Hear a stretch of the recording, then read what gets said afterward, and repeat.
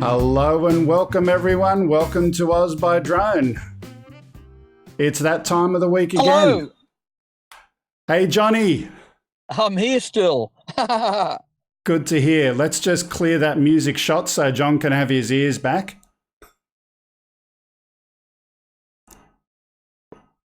That's the one. Okay. Sorry about that, John. So welcome. It's how you doing? You're in the car. Where are you? I am parked beside Bayview Golf Course.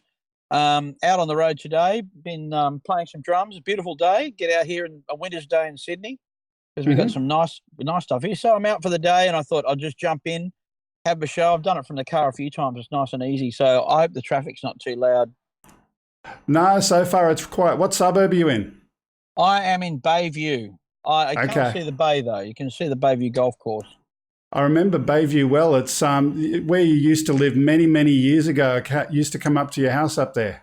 Yeah, I'm still actually there, but I'm living in the bay now. Yeah.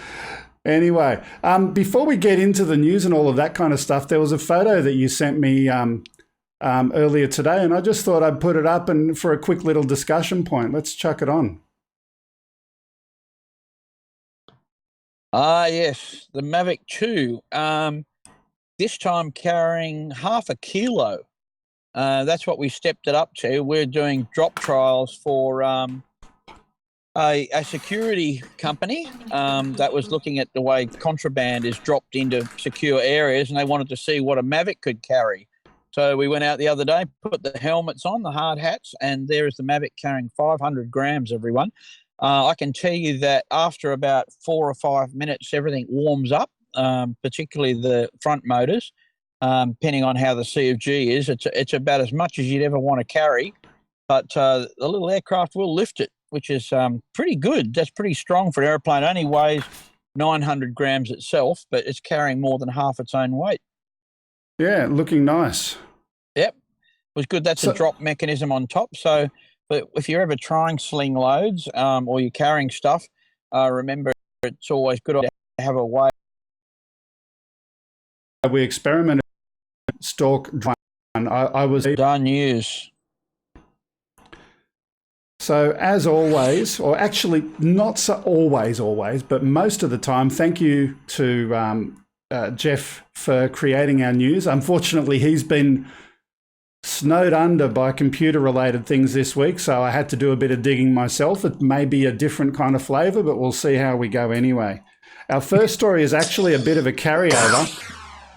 So Parrot has been selected by the US Department of Defense to take part in the development of next-generation short-range reconnaissance drone for the US Army. But it's also one of a number of companies to win this contract. At just 21 years old, George Matus launched Teal Drones and has raised over $20 million and just announced a new US Army contract for a battlefield-ready reconnaissance craft that could help save lives. Now, it'll be interesting to watch how some of these new features make their way back into the consumer market, particularly in the USA, because they do love their guns. Yep, and this is a non-weaponized aircraft, though, isn't it? It's only reconnaissance. True, absolutely true. So they're playing reconnaissance initially, but it's always interesting, you know, if it's in the USA, they've got to throw a gun on it somewhere. It might happen. I know that interestingly, worldwide, though, the difference between certifying an aircraft that's weaponized and one that doesn't carry any kind of weapon is a big deal. Still in Australia, we don't have weaponized unmanned aircraft here yet. We don't even look like getting, the Air Force we're talking about, doesn't even look like getting a certified aircraft until after 2023. So we're over 3 years away from having our first weaponized, and we're talking about, you know, multi-million-dollar aircraft here.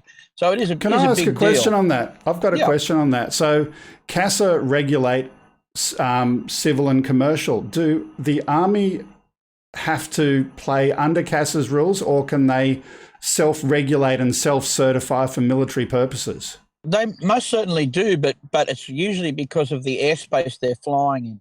So in this country, anyway, the military does have its own airspace, and it's restricted. They can control it, and they can pretty much do what they like. However, there are constitutional laws about flying over property and people with weaponized aircraft. And of course, of the safety issues. So if you're way out, I mean, Woomera was a place where the military did occasionally use it. They were launching rockets out there, of course, and they were testing all sorts of interesting things out there. But it's very, very restricted in terms of carrying any kind of weapon on a gun. Just so you know, if you do decide to strap a shotgun onto your Phantom, sawn off or otherwise, that you're breaking some pretty serious rules. It won't go out well for you, I can tell you that. Okay. Because the Air Force is not allowed to do it. I'll remember not to do that. So our second one today, Telstra will be part of an innovative project with Uber to build a future urban aviation transport system in the city of Melbourne. And I'm excited to read about the announcement. I understand the plan will involve the new Telstra 5G network as part of the solution. But what really interests me, the networking stuff is good, but what is more interesting is the CASA regulatory involvement in this stage of the planning. Has CASA approved anything yet? I don't know. I only just saw this story yesterday. It'll be interesting to see what CASA's doing. Well, one of the things about CASA that we need to remember is that technically you can apply for anything, even a weaponized aircraft. You can put an application in for it, and then CASA will come back and not say you can't do it. Perhaps they'll say this is what you need to do to make this happen. So, as you say, we're going to have weaponized drones. As far as using beyond visual line of sight and all those sort of things, you can apply for it, and then CASA will give you basically boxes that you've got to check off. So if they've got to say you've got to mitigate this risk or mitigate that risk, finally, you'll have to actually convince them that you can do that.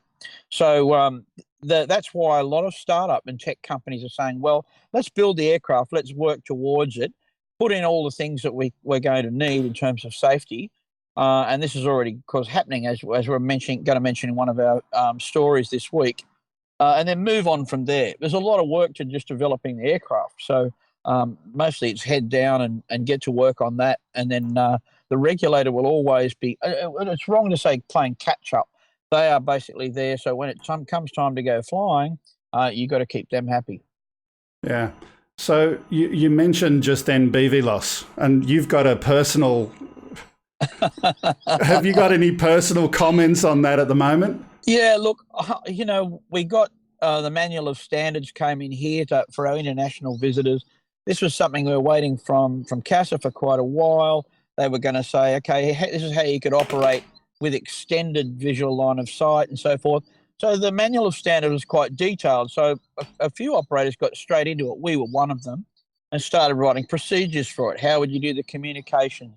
How does the observer mitigate the risk to manned aircraft? So the observer's got to have control. If the pilot's looking at an FPV and the observer sees a manned aircraft, you've got to have standard communication calls. So we wrote all of those. To give you an idea, that one is traffic, aircraft approaching low level, return to home, or whatever it is. You use the call sign traffic. Anyway, so we've 27 pages later. We got a notification back this week. We've waited over a month and a half to hear back, and they said, well, we're not really sure what the approval is going to look like at this stage, but we'll let you know when we've figured it out. So they have figured out nothing, We've just got to wait, and under advice from another industry support network here at AAUS in Australia, suggesting that we, ask CASA, when do they expect this? What's a timeline? Actually see if they've thought about that. Because if you don't stress a timeline, and many people in business know this, if you say we need to get this done, you don't put a time on it, it won't happen. Yeah. It will not happen. Just a quick little side comment. Over this side, I can see like an alien on the wall behind me, so we're having some fun. I was doing a bit of an experiment with different type of green screen. It was looking perfect before the show, but all of a sudden we've got the alien appearing. So hello, Mr. Cool. Alien. It's a good effect. The green screen thing, isn't it? Yeah, I'll go and clean that up a little bit later. But on to our next story for now, Drone Shield. So Drone Shield's RF Patrol is a portable drone detector that has been developed so that law enforcement, the private sector or government agencies can detect and gather data about drone proximity. Now, in really simple terms, this thing is listening to drone ID from DJI aircraft. Yep. And that's it. That's the way. If anyone wanted to do this right now, there's already the existing DJI product available, but the advantage of this one, I guess, is that it's small and compact and someone can go and carry it somewhere. But what confuses me, I haven't looked at their marketing to find the answer to the question, how much are they going to sell it for? So let's say they're selling it for, I don't know, $5,000. You can go down to your local store and get a Raspberry Pi for $50 and build one the size of a cigarette packet, and you've got your own. Yeah, anyway. That's the case with a lot of things in terms of DIY, and we also know the effectiveness of these things too. we sat in on a group discussion about this, about drone shield and mitigating the risk of rogue aircraft over secure sites again, where we were testing aeroscope units and so forth. Even a GPS jammer, which at the moment is a very complex piece of equipment in terms of being able to use it or having a licensed GPS jammer. There are visual positioning systems now for small quadcopters that mean it doesn't need GPS. I mean, we see vision positioning on the Mavics and the Phantoms and so forth, where the aircraft is being able to steady itself by taking a photo with stereo cameras of the ground below it. The next stage of that is to navigate the aircraft over distances using a visual ground map. So we can say to it, look, follow this white line on the road. And, of course, with the right computing power, the aircraft doesn't need GPS. It will absolutely fly. So once you've got that, you've got no radio signals in or out. If the aircraft's programmed, there's nothing at all. It's completely silent and completely shielded. And because it's about the size of footprint of a bird, it's just an end game. There is pretty much technology developing that will combat all of it. We looked at a very expensive radar unit. I'm talking millions and millions of dollars. And it was a good unit, but when it was looking at radar data only, it just won't do it. I mean, we're talking about trying to detect from distance a large insect or a hummingbird size aircraft. Can't do it. It just doesn't work. There's the radar energy you need to do that. So we're really behind the 8 ball in terms of technology. Drones 1, shield 0 at the moment, and in the future it looks like that. We're going to have to do a lot of work before any kind of drone shield is completely effective and totally effective. I'm just wondering if some sort of electromagnetic pulse can be directionalized enough to not affect other stuff on the ground and go and you got to find the aircraft first. The hardest thing about directing absolutely. If you can't see it, like the audio ones, are probably the most, if you like, one that you're hard to fool, because even though radar energy can't see it, if you've got a very sensitive microphone, directional microphone, you can certainly hear a quadcopter coming, and then someone will argue, well, what we're going to do is we're going to have a VTOL aircraft and we'll shut the engines down and we'll just glide over, from high altitude. We can glide around for a while. You won't hear and see anything. And it's true. There's always a way. For those that want to sit down over a couple of jugs and work it out, there's plenty to talk about. Yeah. Okay. Speaking of fixed wing kind of aircraft, our next story. Microsoft was one of the big names in flight simulation for many, many years. In 2009, Microsoft closed down the team responsible for creating and maintaining their flight simulator series. And they sold off the rights of the product to another company to move the game onto Steam. Many were caught by surprise when Microsoft announced plans to release their next generation flight simulator in 2020. The new product will be available with Xbox Game Pass on Xbox hardware or on your own gaming computer. Sensational. Look at that. PC 12.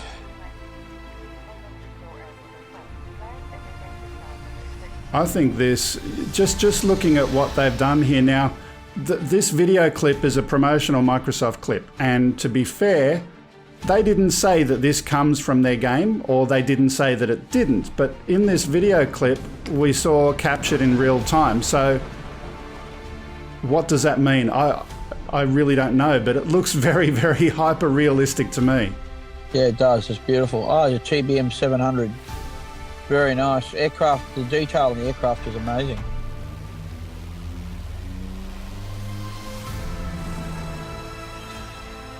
Very nice. As you know, I've been getting into flight simulation with X-Plane myself, and I've been enjoying it very, very much, but this is just insane. Are we using virtual reality goggles for this, Greg, these days, or is it multiple screens? What are the flight sim people doing? Maybe on the anyone in the chat room. With Xbox I know, my father's into it big time, always has been, but he's got very large screens. He's got a full build-up cockpit with all of the gear, the USB gear and radios and some box that of flight sims would be possible with them.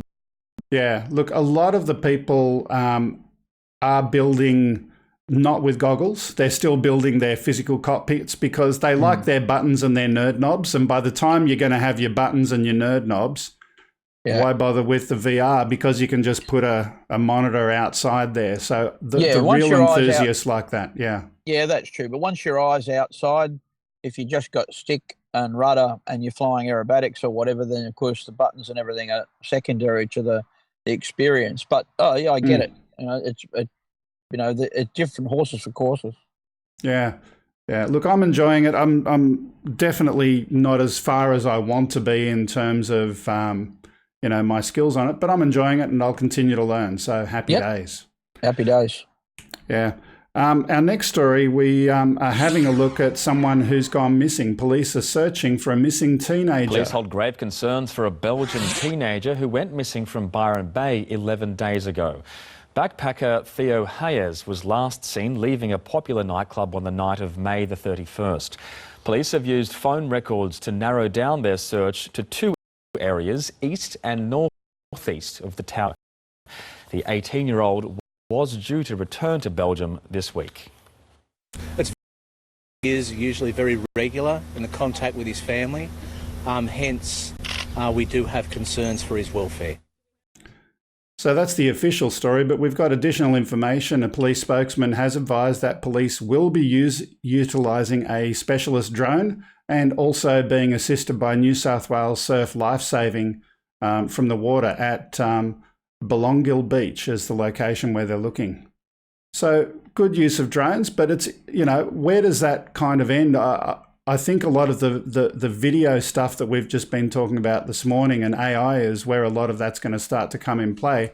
We had a story a few weeks ago where there was a similar thing happening in the US and they programmed this particular drone to go and look for the red hat that the missing person was wearing at the time. And I think it's really, really good future use of drones as a tool. Yeah, I think it's going to develop further. I've done two searches myself.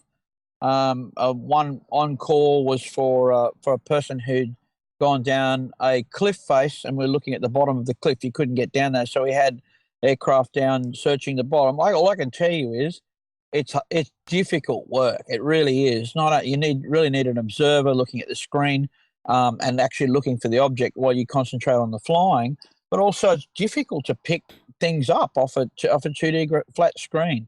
It just, the way it is, and we're not used to it. We're used to looking at a bigger picture while we fly, looking at the landscape, looking at the horizon, looking at the obstacles, picking things. Yeah. You try it next time, go out and fly and try and pick things out off the ground, whether it's a chip packet or a newspaper, anything at all. It's next to impossible unless you practice it. You really need to practice it. And also, there's ideas of changing to black and white, whether that will help. Obviously, thermal imaging, other ideas of how you might work it. But it does take some practice, that's for sure. Do you think there's a good use case for, the goggles in that kind of a use case? I think the AI is better. I think the AI is where we're going to go now. We've seen DJI have released recently a thing called Manifold, which will be for the Matrice. That's an onboard processor. It'll be able to do photo stitching and so forth. So we're going to, a lot of DIYs. We've been putting Raspberry Pis and Edison boards onto our Pixhawks for a while now, and it's great. They're having that sort of processing power, and there's a lot of subroutines for running it that'll help. Again, you need really good optics, and we're at the very, very beginning of getting our AI airborne and how it's going to work. So that's the way I think it's going to have the most use case for it. The goggles are, if they're very high resolution, I think it's what you're used to. I'm not familiar flying with goggles as much as other people. I watch people fly with goggles who absolutely tear it up. And they're excellent. But again, it's practice, like anything else, it's good practice. What about for the visual observer, right? You just mentioned that a minute ago. So you go fly the aircraft and you go fly where you need to fly. You're looking at the aircraft, the observer looking for someone. that's going to be a hell of a lot easier to see someone. Absolutely. Yeah. Well, you're going to have to, otherwise you're going to just be stopping. I mean, if you're doing a methodical search, what you really need to do is before you start looking, you've got a limited amount of fuel, battery power. So you grid up your search. You say, well, this is a most likely area. Let's put it into segments. Let's, concentrate. So even if it's a small area, you can park the aeroplane. The thing to do is to park the aeroplane in one spot and then rotate it and pitch the camera so that you carefully sweep the area that you're in. Yeah. Don't fly around. But having an observer, to help you look as well, a second pair of eyes is twice as good. It really is. It's double the effectiveness to have a second pair of eyes. Yeah, absolutely. So our next story is about a leak. So Chinese-based DJI have recently advised that drone users should protect their recorded footage and flight data. In other words, the users are theoretically in control. Now, we spoke about this recently, and I gave my opinion that DJI in the past couldn't be trusted and there was lots of data going to all sorts of places, but they cleaned up their act since then. But my question is there still a leak? And we've got the graphic here, and I'll tell you why I put that graphic up in a moment. The UK Parliament have been questioning DJI at an inquiry, and under persistent questioning from MPs on the Parliamentary Defence Committee, Mr. Schulman from DJI insisted that safeguards were in place that allowed overseas drone customers to prevent the transfer of downloaded footage and flight records to company servers in China. But he also said the company would only hand over data through legitimate legal processes and cited a US investigation into a collision great between... concerns for a Belgian... Oops, sorry. My missus pressed the wrong button. Cited a US investigation into a collision between a DJI drone and a helicopter near New York. If any data is requested pursuant to any law in any country, including China, he said we would then provide it in accordance with that law. And he told the committee in London. So what's the story? If DJI can hand over data, just what data would they provide if they're not holding any data in the first place? On one hand, there's protection, and what's the story? Yeah, look, we had a discussion the other day with a friend of mine who works for a major airline here. It was only a brief discussion, but what we're going to have to get used to here is if we want the privileges of flying in airspace that is going to be commingling with manned aircraft, you give up certain rights. You can't expect a pilot of a heavy jet aircraft to have any kind of privacy about where he is, what altitude he is, who's in the front of the airplane, how many people are on board, and what's going on. Now, you might argue, well, that's a commercial flight. The deal is that we're sharing the airspace. And I suppose like the road, you're not allowed to drive a car without a registered car without number plates on it. So you can identify. I don't have a problem with that. So if we use the car and the registration and all of that kind of stuff as an analogy, drone ID, where a drone is broadcasting, here I am to local via radio, I have no problems with that, except that the technology they're using is able to be spoofed, but that's another story. Conceptually, if they can do that and they can do that well, that works. But sending it back to the mothership in China... China is a different issue. I agree that's a problem across international borders. But, of course, you know that if you're driving a motor vehicle and the one you own and you sit in a police car, they will pull up your driver's license, have your entire driving record and pretty much everything else straight away, your address, your home address, et cetera. They can then probably further ping your phone records, or it goes on from there. We're not unidentifiable these days in any way, shape, or form. China is a different matter. Yeah, of course. So we agree on that one. My perfect scenario is if they could secure it, some a drone ID version 2 that can't be spoofed, that's got message signing of some sort in there. The ID that's being sent in Australia might be your ARN or equivalent. Yep. Potentially an aircraft ID when we get into that registration of aircraft as well.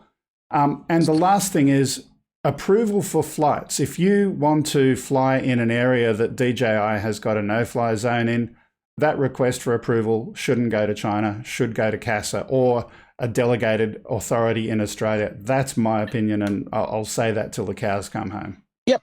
I don't think you'll find much argument there. Yeah. Anyway, we got a couple more stories. CASA has approved Wing Aviation to operate delivery drones in North Canberra. Details provided by CASA indicate, and I'm quoting from the CASA document, the system is automated. However, a licensed drone pilot is always at the helm. What is interesting and what is missing from that is it doesn't talk about the pilot to aircraft ratio. As part of what CASA is permitting, will they allow one pilot to be available to handle exceptions? Because they do talk elsewhere in the document that whenever there's an exception to the pre-programmed flight plan, it alerts the pilot who takes over and takes control. Well, how many pilots for, let's say, 20 drones? Yeah, we're pushing that at the moment because if you look at the project under the current, I believe under the current approval, we're not talking about tens of aircraft, being flown by one person.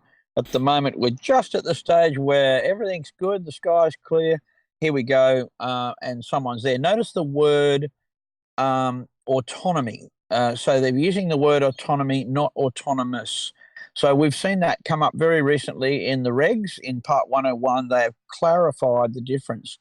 So automated flying is, again, one of those things that we accept and CASA are happy with. You've still got a pilot in the loop. Autonomous flying is a completely different type of operation. Yeah. It'll, we'll see what happens, but I still think, I'm trying to think of the right word. I don't think CASA is clearly stating in their publication what they're doing. I think it's vague at the moment, and I think that needs to be cleared up. That's my opinion. Oh, look, this is a media thing again, that they want, CASA wanted the points on the board too. We want to be and seen in the international community and aviation community to be progressive. So yeah, here we go. We've got one of the first, the BVLOS sites. It's pretty restricted. If you look at where they're flying and the suburb and how they've managed it, it's basically a restricted area, and that's the way it is. It's not a free for all. No way, not like that at all. It's a very controlled environment and a controlled experiment. But there is an approval, and of course, Wing Aviation, which is sort of under Google, have gone at great lengths to publicise it. In the same way that Little Ripper has. That you've got to expect they've got a good media behind them because they want the backing. Yeah. In fact, I've written to Wing to see if we can get one of their media people on the show as a guest sometime. So we'll see what they say. I have. Okay, go ahead. I'll just throw this in at the end because I know we have a very educated listener base.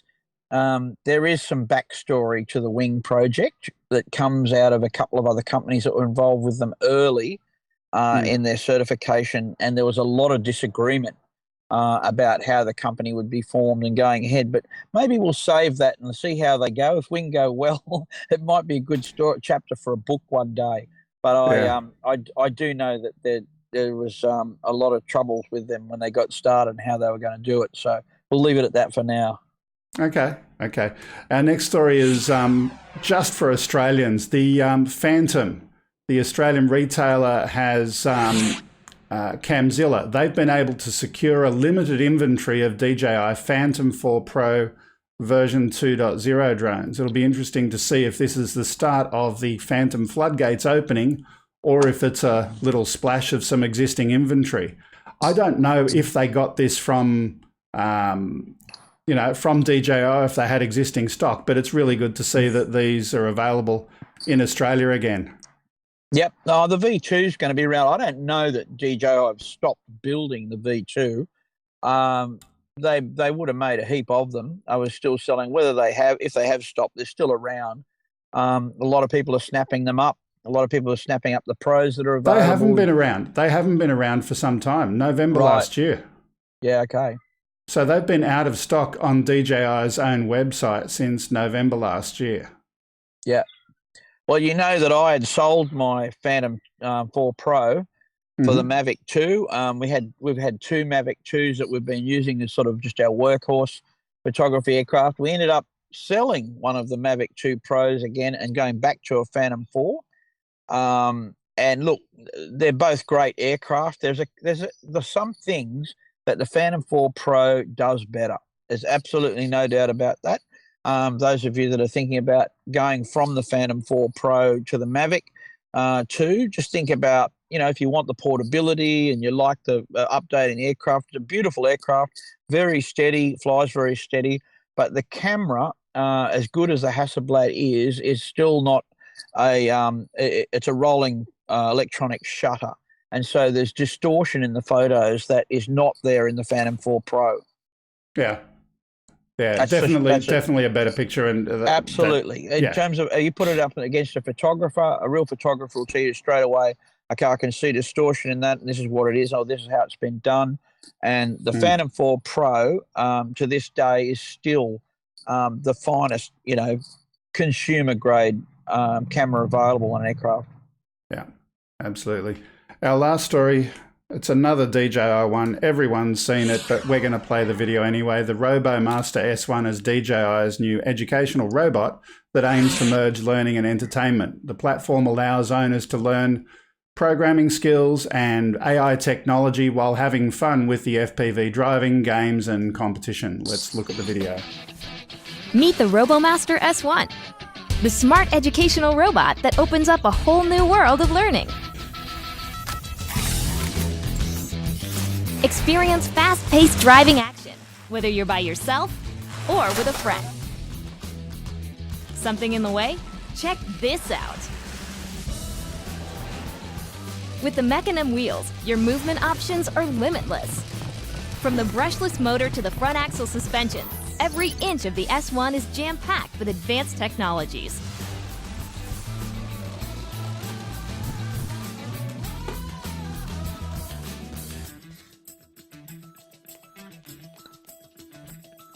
With the included interactive curriculum, anyone can learn how to code.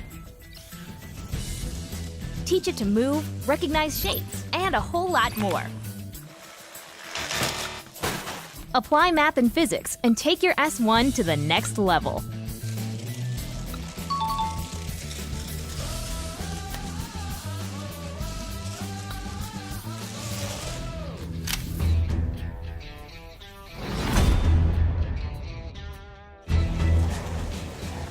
On the battlefield, dominate your competition with the infrared beam.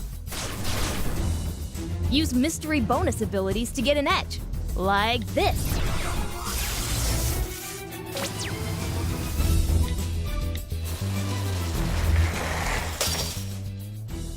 And if that's not enough, so we get the idea. Rather than play the entire clip, just I think it's really cool. John, have you had a look at this yet yourself? No, I haven't. It's got a gun on it. I mean, fantastic. Although I noticed actually. Oh, look, it'll sell off the shelves. Can you imagine how many are they going to sell of those at Christmas? I mean, it doesn't fly. Tell me it doesn't fly. No, it doesn't fly. Price tag 500 in the US. It'll be a little bit more than that over here. Mate, if it doesn't fly, you can do what you like with it. That's great. I reckon I should want to drag a vacuum cleaner behind it so it cleans the house at the same time. Then it'd be useful. Look, and they're touting some events. Oh yeah, it'll go off. I mean, you can build stuff like that. Honestly, there is so many kits out there. Do you know what it retails for? 500 US. Man, $500 huh? Well, they're going to make some money out of that. And it's DJI. Yeah. It is. Oh, well, maybe we're seeing something here. Maybe this is we'll look back at this day and say, remember that when the day DJI decided to pack up the flying stuff and go just building things like that? Who knows? It's a company that obviously makes a lot of money. They would spend so much of their money just coping with the fact that a regulatory compliance and dealing with all of the, I mean, they've probably made some good money out of the drones, but they'll make more out of this. Who knows? We'll wait to see. Yeah. Okay, so that's the end of the news. And as we finish the end of the news today, just a quick little reminder that we're now into the news-free zone. A couple of things. I love this song every time at the end. Little bit of Australiana. No comment from John. None. Okay, let's cut the song. Oh, my wife's enjoying it too much. She's bopping along over there. In the beginning, there was no news, and no news is good news. So there will be no news from now on. So there. Oh, there you go. That'll do. Cut the song. I've got to edit the beginning bit of that out, maybe, about the aliens. I didn't pick it up. I missed it. Yeah. Okay. So today we don't have a guest today. So here's what we're going to do. We're going to have FPV Korner. We're going to share some of that first of all. Then John and I will have a little chat about a few topics. We were talking, actually, we may not do that today because I wanted to put up the air services stuff, but you probably won't have a good picture on your screen over there where you are today. That's okay. How clearly are you seeing the studio on your screen? Not too bad. I mean, the alien's not there at the moment, but I've been enjoying the alien too. I got rid of that. I moved a light over here and it cleared it up. Yeah. Look, what we might alien's gone. Yeah, go ahead. What we might do is we'll go with FPV Korner and then we'll just have an informal chat. Then I'm going to play the Explore Australia. And John, we'll let John go at that point. And I might invite anyone who's sitting around in the chat today who might want to come on board. We'll see what happens. But let's get started with FPV Korner. This sketchy rock face. Windy, but beautiful. Bloody beautiful, mate. Look at this thing. I'm not too sure if I should do it.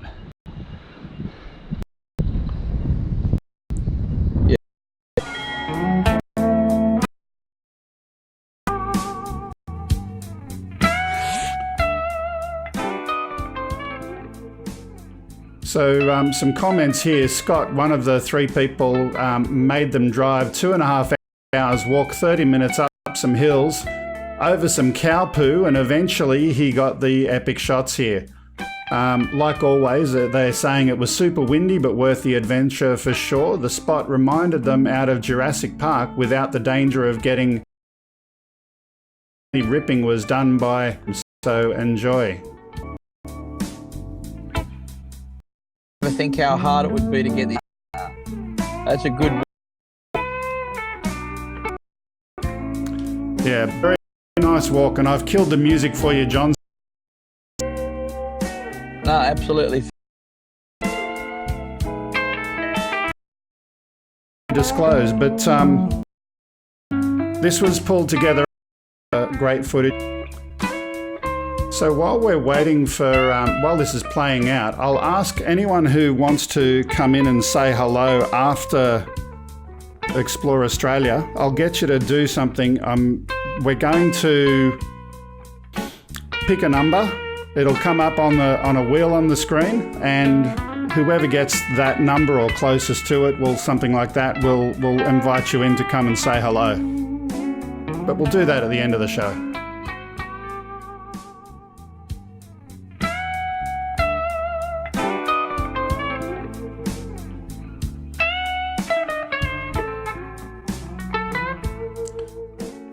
In the email that I got from Greg Hilton, he was actually commenting about some of your discussions in previous weeks, John, about the, the cinematography versus the traditional FPV flying. They're becoming more aware of what they're filming and how to turn that into a really nice artwork. Yeah, particularly if you're making something for someone to enjoy. Yeah, there's a couple of levels of enjoyment. First of all, for the pilot, flying this way is a great adrenaline rush. But you're not, as you say, you're not really thinking about the experience for someone who's watching it, and how cool it looks. And it does. It looks very, very cool. And when you combine the two, look at that. You can see some fantastic things. then too, a lot of things are practiced. You know, if you can get to a site and fly it, the more familiar you are with flying it. Freestyling around somewhere where you don't know usually ends up, depending on how much experience you've got. There we go, setting on the rock. Great work. I've got all the moves. Okay, he had all the moves there as the ending comment that you may not have heard, John, but really nice clip. Yeah, it is, isn't it? So here's what we're going to do now. I'm going to have a quick look at the chat, and I'll bring that up on my screen. Alien's back. Alien's back? I can see Alien. Yeah, that's it. That's great. No, leave it there. I feel like I finally got a guest after all. Yeah, well, we will get a guest in a couple of moments. So here's what we're going to do. Let me find my chat window. I got too many windows open. And we'll get someone to, in a moment, there we go, pop out chat. So, Grumpy, I'm going to ask you to be the person who's going to find the winner, if you like. So whoever wants to come into the chat, pick a number between 1 and 100. And my producer is going to hit shot A4.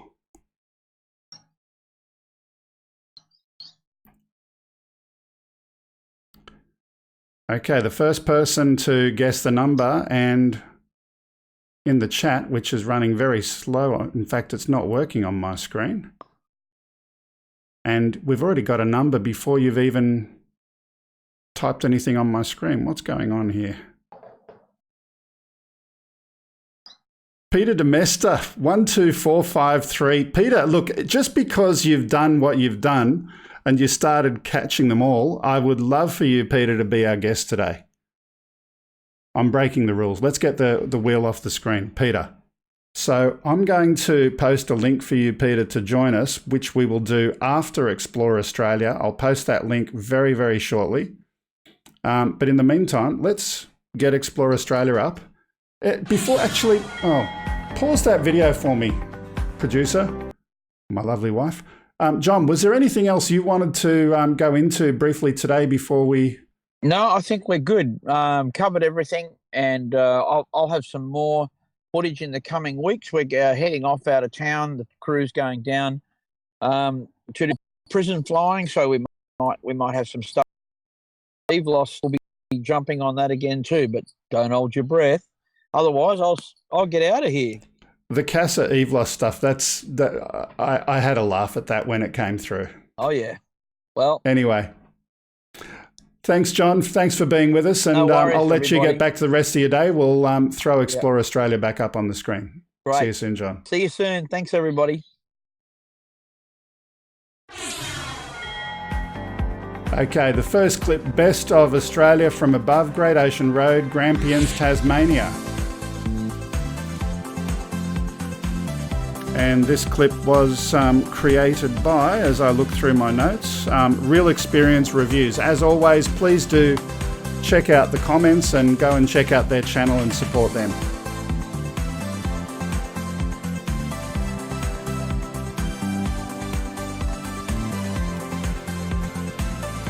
Now, while that's happening, I'm going to go and get a link for Peter Demesta to throw up on the screen. It won't be a moment.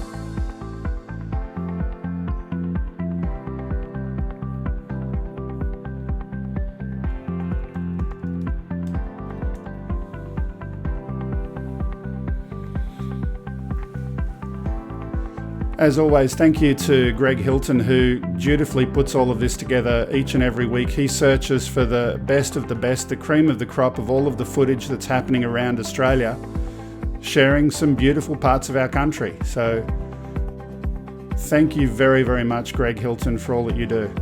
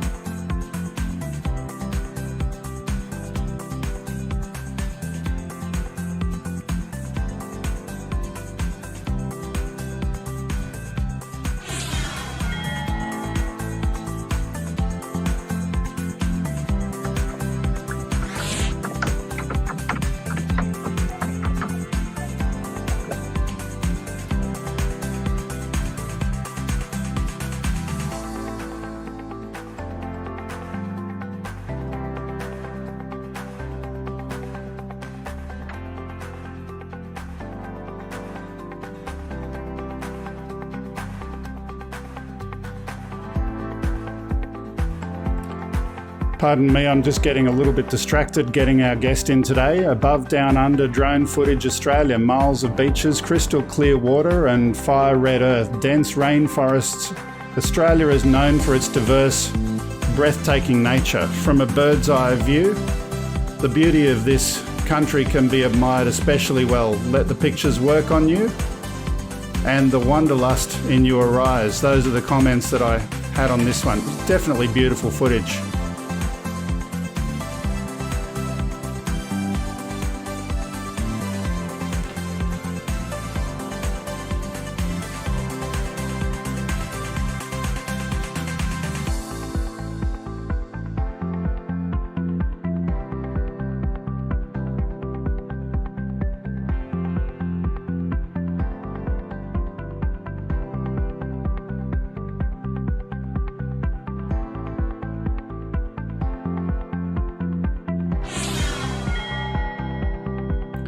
And our next one, this one, Tacking Point Lighthouse, which was shot on a Mavic Air. The footage was taken with the creator's Mavic Air drone in Port Macquarie, New South Wales, Australia. And this one was created by Warwick Chuck. Now, I say this again each and every time that we have Explore Australia. Do go to the description for this video and go and have a look at the channels. They are listed there individually. Go out and say hello. Tell them you found them on Huseby Drone and that you enjoyed watching their clips. It really helps them and makes them feel welcome. Maybe they'll come over here and be a guest on our show sometime.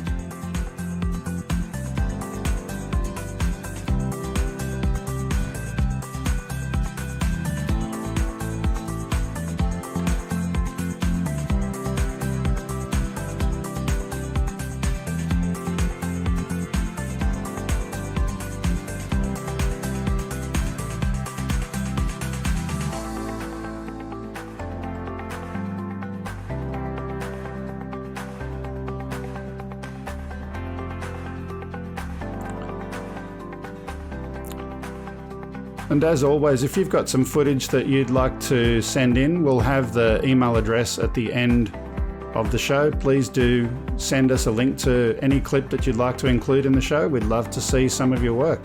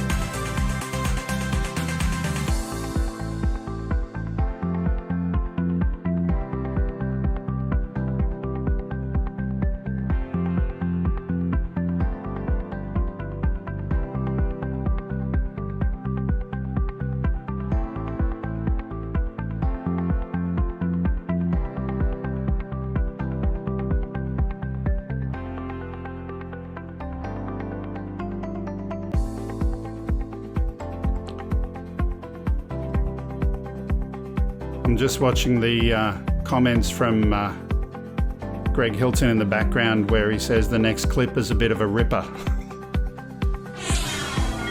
So the comments here, epic tides, horizontal falls from Western Australia. See the best of the Buccaneer Archipelago and horizontal falls. I've not heard of the concept of horizontal falls below, but we'll see shortly, I'm sure. The ultimate Kimberley day tour out of Broome.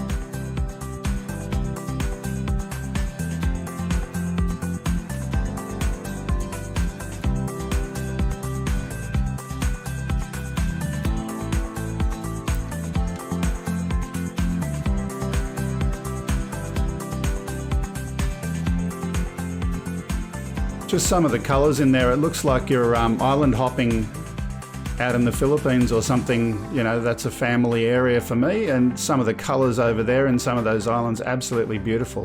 But certainly when you mix it with those deep reds there that we saw on the cliff face a moment ago, that makes it definitely Australian.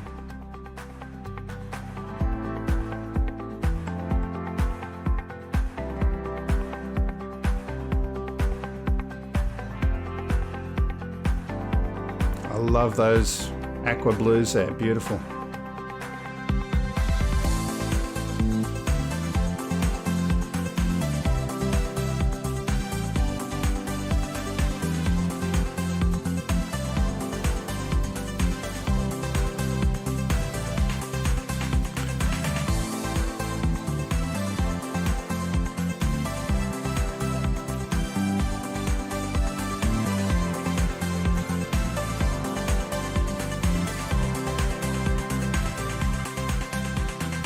Nice to see you, Mr. Jeff Sills. You want to come on vacation to Australia? Well, we got a shrimp on the barbie for you. And any of those other trademark comments, love for you to come down under.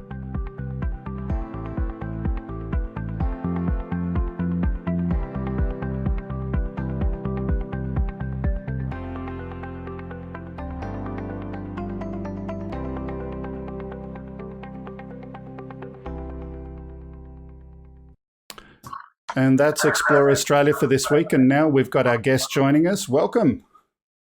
Welcome to Telstra. How may I help? When I saw your name there, I thought to myself, I absolutely must bring you in as a guest.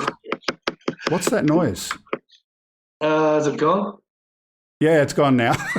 I heard the noise and I was thinking, what is that? Anyway, welcome. Tell me about yourself.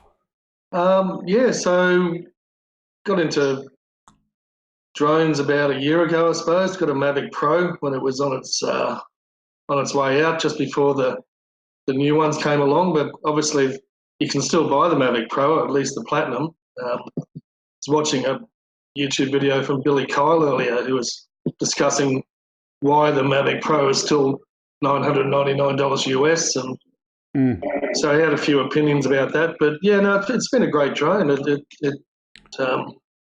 not the 1-inch sensor, but everything else seems to work pretty well. And once you do the work with the camera settings and get that optimized, then it takes pretty good footage and photos. Yeah, we've still got some weird tapping noise in the background there. I don't know what that is. Sorry, that's actually me tapping the side of the computer, so I'll stop that. Look, we're all friends here. You don't have to be nervous. But, I first of all want to thank you for sending me the news story. We've obviously had some bad experiences over the last number of weeks with our internet company. And it's good to have something else to say other than it's not working again. So that was good today. But on a positive note, I have been communicating with a Telstra resolutions person, a complaints person, and they've been really, really helpful. Not yet to the point where I'm 100% happy, but it's heading in the right direction. I'll say that much. Yeah, no, that's good. Today it's been pretty good. A couple of little bits of buffering, but overall, I think it's been good. Good quality today. Yeah. Look, can I ask, just out of interest, you work for Telstra. Are you a network guy or are you a sales guy, or what's your kind of claim to fame? I'm in software development, mainly with the business intelligence stuff. So basically crunching numbers at the moment for the NBN on HFC rollout, which is coming to an end. It's almost done. A bit of optimizing left to do and that sort of thing. But so I've been there almost 14 years. It's been it's a good place to work. They look after their employees and we're treated well. But yeah, as you've probably seen in the press, there's a lot of layoffs happening at the moment and more to come. The company needs to streamline itself and reinvent itself. And, now that the fixed line rental revenue is almost totally gone, it needs to move into different areas, and 5G is going to be huge. Look, I totally understand. I totally understand what's happening with Telstra, and I have no concerns about them moving a lot of their people out of the business, because realistically, for anything other than 5G, they're becoming a retailer, and their wholesale. They need to get rid of that cost that they used to have in the business. That needs to go somewhere else. Probably a lot of those people, although not all of them, may move to NBN or to other supporting companies that are supporting NBN or doing other install work as third-party contractors, etc. And that's good. The HFC rollout, that's something that I understand right now. You're not speaking as a Telstra employee, but as an individual. It's been interesting watching the whole NBN discussion. Initially when NBN was launched, it was going to be a fibre to the premises, and technically speaking, I think everyone loved that idea, but it was very expensive, and that was the justification for changing away from that. But I honestly wonder about the intelligence of going with HFC for NBN. And the reason I asked that question is it's a 25-year-old network using RF, which is prone to interference at times. Now, again, I don't want you to speak on behalf of Telstra, but what do you think NBN should or could or will do in the future? Well, I think we all realise that the Labor government didn't really sell the idea of fibre to the premises properly. They didn't, they glossed over a lot of the details, that they made it too. I think maybe they didn't explain it well enough, right? So the new government came in based on, and they won the election based on a few things, but one of the big ones was the fact that they'd be able to save money on the NBN rollout by using multi-technology, technology that's already in place. And HFC was one of the big ones. They bought the Optus network, which they then had to shelve that because it turned out to be totally rubbish in terms of the HFC quality and all the bits and pieces attached to it. The Telstra cable, HFC cable network is better, but we're still needing to optimise that, and that project's nearly finished. I think you'll find that the HFC will ultimately perform pretty well compared, or along with some of the other technologies. We've got fibre to the curb happening as well. But yeah, look, it was just, from what I can see, it was just a big cost-saving thing. They had the infrastructure there. I think that's a false economy, though. I really think it's a false economy, because you spend the money up front on a bigger capital investment, which it would have been for fibre to the premises, but your ongoing operational cost is going to be close to zero compared to the cost of maintaining a HFC network. Yep, you're right. And I think at the end of the day, the fibre to the premises would not have been hugely more expensive than what we're doing now. Like, with all of the rework that has to be done and all the rest of it, I think that, obviously it would have been better to go fibre to the premises and, spend that extra money and have something that's a lot more future-proof. But look, I mean, look what's happening, down the track, and already happening with people like Elon Musk, SpaceX, putting up, that he's going to have 12,000 satellites up there that will provide, broadband internet for the world. So who knows what's going to happen going forward. 5G will have its place, obviously, but it's not the answer to people wanting to watch huge amounts of Netflix and all the rest of it at home. Yeah, You're still going to need that cable for that. So it's an interesting times, that's for sure. We're still not at the end of it. So watch this space, I suppose. Yeah. Okay. Look, again, thank you for being a regular watcher of the show, and thank you for participating. Are you flying anywhere in the near future? What's coming up for you? Yeah, look, I might have a go tomorrow. The weather's looking good today as well, so I might get up early and try and catch a few early morning shots when the light's nice. So, yeah. Yeah. Okay. Well, definitely send a copy of your video, and hopefully it won't have as much noise in the background as you might today. But thank you very much for joining us. No worries. Good on you, Greg. Thanks, mate. See you. Okay. So guys, girls, everyone who's watching, probably not too many girls, and there's the big question mark. Let's put him back on the screen just because it's better than a question mark. There we go. Yeah. Thank you for watching. Now, the announcements that I mentioned before at the end of the show, we have every week. Couple of quick ones. Number one, Can you put shot A1 up for me because you cleared it before? There we go. So the viewer video, again, if you've got something you want to send in to us, upload at gregkuhnert.com, send in an email, and we'll be sure to consider that. If you could do us a favour, do us an assist there, follow us on social media, and please do like and comment on those different platforms. It helps us to get well known out there. If you've got anything you want to send physically, our address is 5/127 Princes Highway, Sylvania, New South Wales 2224. I've only ever had one post item. Not that I'm trying to solicit people to send in things, but it was really cute, and it was just something that was like a couple of Aussie coins that were found in an auction over in the US, and the person who sent them in, thank you. It meant a lot. So very much appreciated. I know Ken's got his candy exchange program where viewers from all around the world send different types of candy into him. I'd be very much into that. I'm not trying to solicit things, but please do send candy. Okay, that's all for today. Thank you for watching. Thanks for being a regular viewer, and I'll see you next time. Bye for now.